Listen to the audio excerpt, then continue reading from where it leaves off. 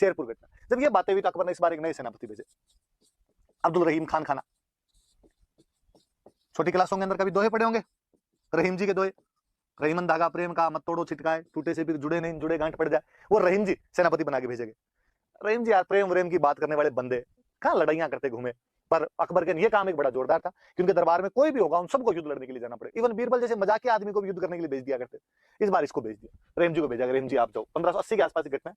पहाड़ों में शेरपुर नाम की जगह थी, वहां पर रहीम जी अपने सेना को लिए पड़े हुए थे। जब लंबे लंबे आक्रमणों के लिए जाते तो अपने बीवी बच्चों को साथ में लेके जाया करते थे। तो रहीम जी के बीवी बच्चे आए हुए थे। रहीम जी भले आदमी, बहुत सीधे आदमी थे।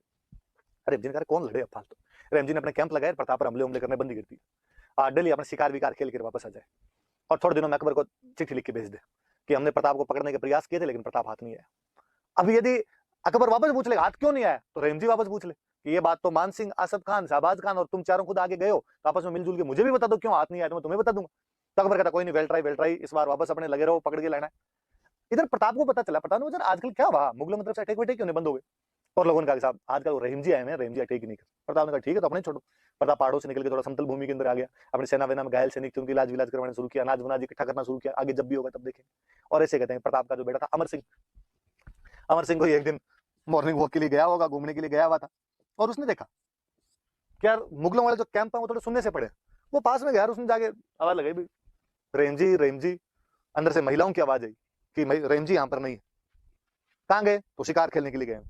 और कोई पुरुष होगा उसको भेज दो, मुझे बातचीत करनी है। कोई पुरुष नहीं है, सब शिकार खेलने के लिए गए। अमर सिंह का सच्ची, तुम आ जाओ सारी की सारी। और कहते हैं अमर सिंह उन सबको गिरफ्तार कर लेता है और गिरफ्तार करके उनको लेके आ जाता है। वो महिलाएं बेचारी डरी हुई उसके पीछे पीछे चली हुई आए अमर सिंह के। प्रताप सामने खड़ा खड़ा देख, प्रताप ने कहा जैसे वो पास मेरे, कौन है, कहाँ से लाया है। उसने कहा पापा आप छोड़ो, आपके काम की बात नहीं है, मैं देख लूंगा इनको।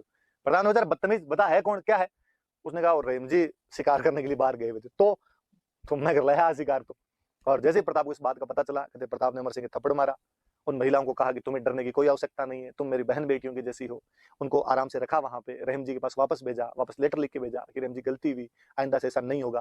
वो महिलाएं जब लौट के गई उन्होंने बताया जाके कि प्रताप ने इतना अच्छा बिहेव किया हमारे साथ में, रहीम जी बड़े राजी हुए। और कहते रहीम जी ने तब कहा था कि धर रसी धर्म रसी खपजासी खुरसान, कि एक दिन जो खुरासान के मुगल आए हुए हैं ये एक दिन सब समाप्त हो जाएंगे, लेकिन राणा तुम्हारी धरती और तुम्हारा जो धर्म है ये हमेशा बना रहेगा। यार कोई आदमी दुश्मन की आई हुई महिलाओं को वापस भेज दे, नैतिक रूप से कितना श्रेष्ठ मनुष्य रहा होगा वो। ऐसे उदाहरण बहुत कम मिलते हैं, वरना उस समय दुश्मन की बहू बेटियों को उठाकर लाना और आपस में बांट लिया करना सामान्य सी बातें हुआ करती थी। पर यदि कोई नहीं करता है, कितना महानतम महानतम चरित्र का आदमी रहा होगा वो।